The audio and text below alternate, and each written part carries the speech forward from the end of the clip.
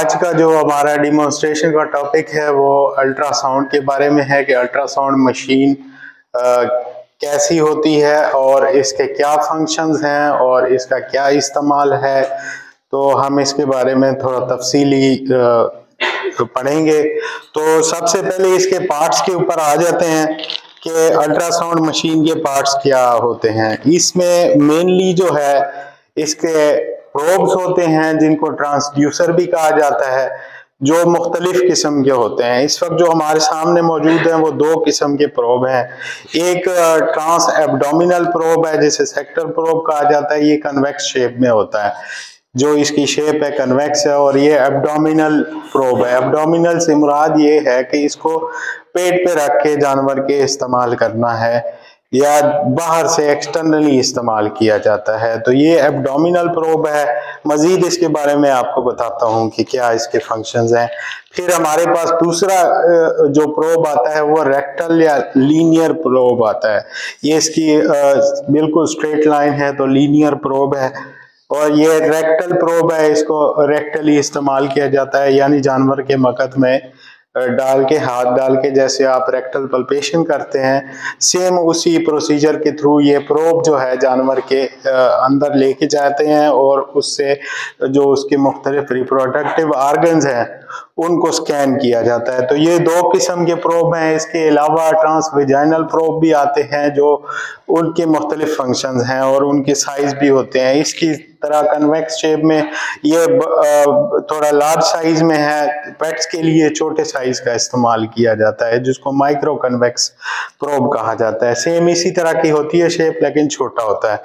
फिर हमारे पास जो है इसका मेन यूनिट आ जाता है जिसके अंदर जो प्रोसेसिंग होती है। इसके मुख्तलिफ मॉडल्स मौजूद है मार्केट के अंदर। ये जो हमारे सामने अभी मौजूद है ये काइजन 5600 इसका मॉडल है। इसके अलावा भी काफी सारे मॉडल्स मौजूद होते हैं। तो बाकी ये चार्जेबल होती है और पोर्टेबल होती है, यानी हम इसको कहीं पे भी लेकर जा सकते हैं। बहुत इजीली आप इसको मूव करके कहीं लेके जा सकते हैं। कुछ होती हैं फिक्स्ड जो कि बहुत ही शॉर्ट डिस्टेंस तक लेके जाई जाती हैं। तो ये पोर्टेबल और ये इसकी चार्जिंग है। इसकी बैटरीज चार्ज करके हम तकरीबन 3 घंटे जो है इसको यूज कर सकते हैं।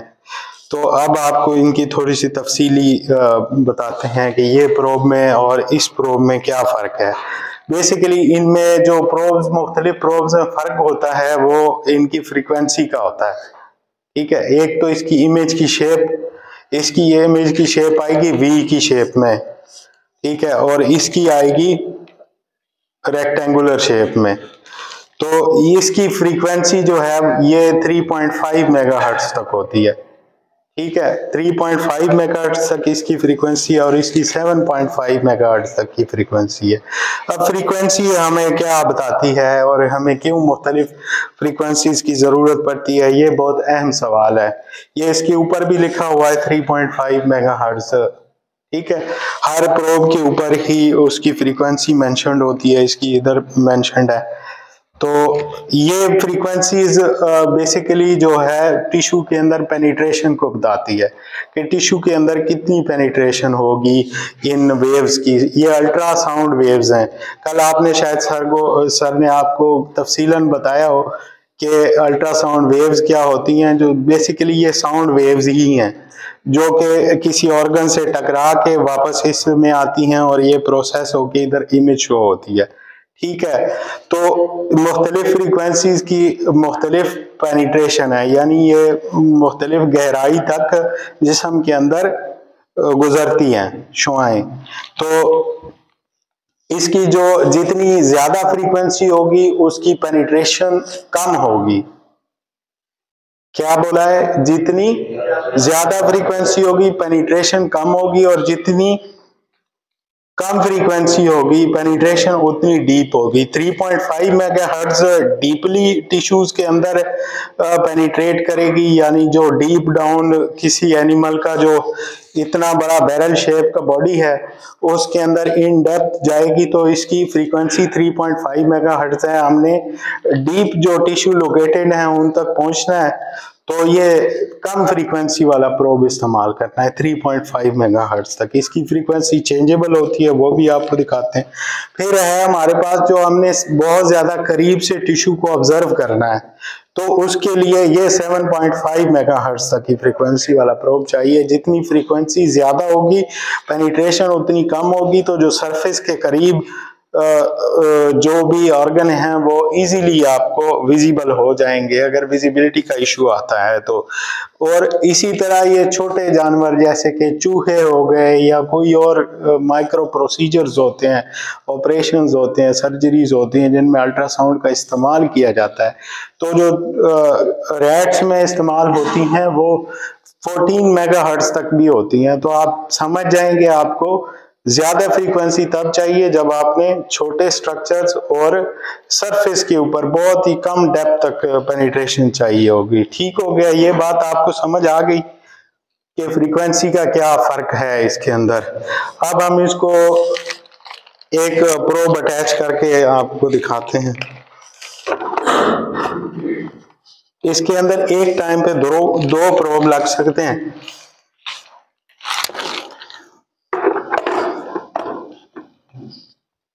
ये अब दोनों प्रोब हमने अटैच कर दिए हैं। अच्छा, अभी जब हम इसको चार्जिंग पे लगा लेते हैं तो इसके मुख्तलिफ ये एलईडी लाइट्स हैं जो हमें स्टेटस का बताती हैं कि चार्जिंग हो रही है और मशीन ऑन है या ऑफ है।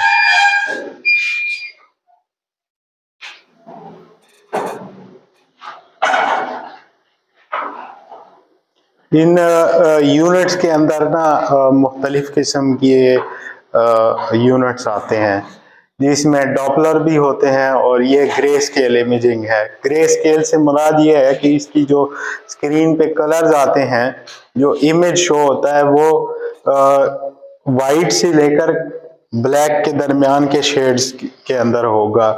आपके सामने स्क्रीन पे जो मौजूद है ये इस प्रोब की अटैचमेंट शो हो रही है और इसकी इमेज से आपको पता चल रहा होगा कि ये कन्वेक्स शेप में वी शेप की इमेज जो शो कर रही है ट्रांस एब्डोमिनल प्रोब की है।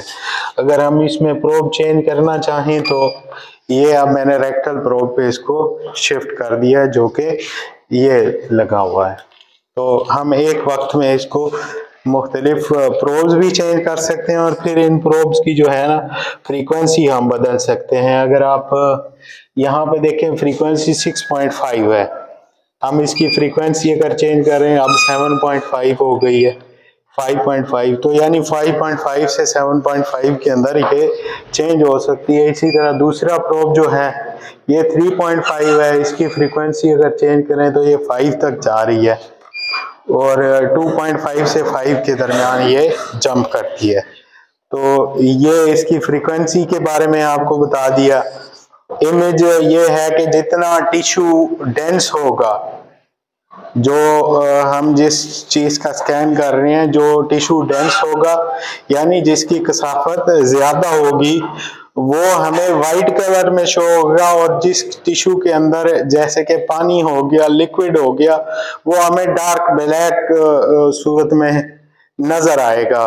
तो इस हवाले से जो बॉन्ड्स हैं, अगर हम इसको प्रेगनेंसी डायग्नोसिस के लिए इस्तेमाल करते हैं तो जो फीटस की बोन्स हैं, जो उसकी हड्डियां हैं, वो बिल्कुल वाइट कलर में शो होंगी। ठीक है, और जो उसके फ्लूइड है उसके आसपास जो एमनियन और कोरियन उसकी जो लेयर्स हैं उनके अंदर मौजूद जो फ्लूइड होता है वो डार्क ब्लैक शक्ल में आपको नजर आएगा।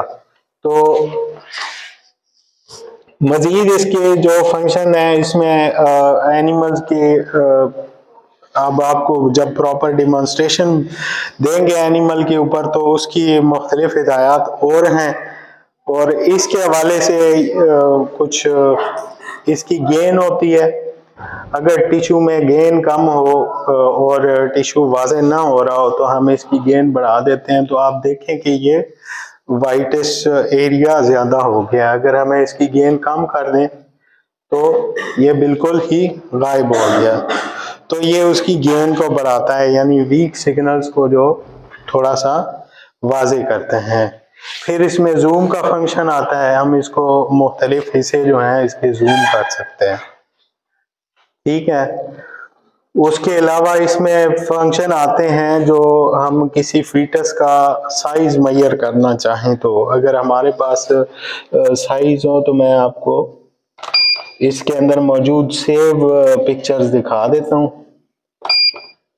तो ये हमने एक स्कैन किया था और ये आप देखें कि इसके अंदर ये जो ऑर्गन शो हो रहा है ये हॉर्न है। ठीक है, एनिमल का हॉर्न शो हो रहा है। तो इसके आसपास ये दो लेयर्स, इसकी जो एंडोमेट्रियम और मायोमेट्रियम है उनके दरमियान वाज़े तौर पे एक लेयर बताती है और हम इसको डायग्नोस कर पाते हैं। फिर मजीद इसकी एप्लीकेशंस जो हैं वहां पे पता चलेंगी जब एनिमल्स के ऊपर होंगे।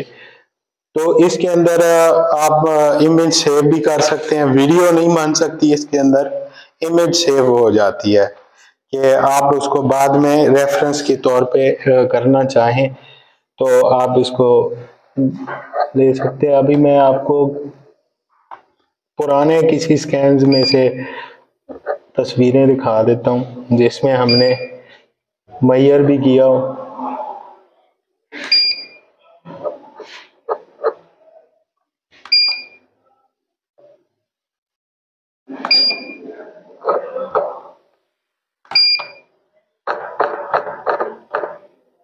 ये इसका कर्सर है जो इस बॉल से कंट्रोल होता है।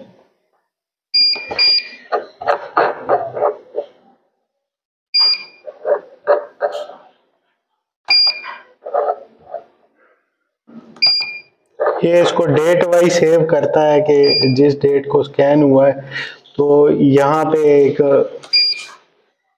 तो इमेज सेव हुई है। ये किसी हॉर्न के अंदर फ्लूइड की है। जब मोस्टली एनिमल हीट में होते हैं तो उनके हॉर्न के अंदर जो डिस्चार्ज कलेक्ट होता है तो वो कुछ इस तरह से डार्क ब्लैक शेप में नज़र आता है। तो ये जो एक्ोजेनिसिटी का कहते हैं इसको, हर फ्लूइड की या हर टिश्यू की अपनी अपनी एक्ोजेनिसिटी होती है। ये एक्ोजेनिक है और ये एनीकोइक है। ये बेसिकली फ्लूइड जो होता है एनीकोइक होता है, यानी इसमें से कोई भी साउंड वेव वापस टकरा के वापस नहीं आती, सारी एब्जॉर्ब हो जाती है। तो वो एक ब्लैक शेप आती है, ब्लैक कलर आता है क्योंकि यहाँ के सिग्नल बिल्कुल गायब हो गए, यहाँ के सिग्नल एब्जॉर्ब हो गए।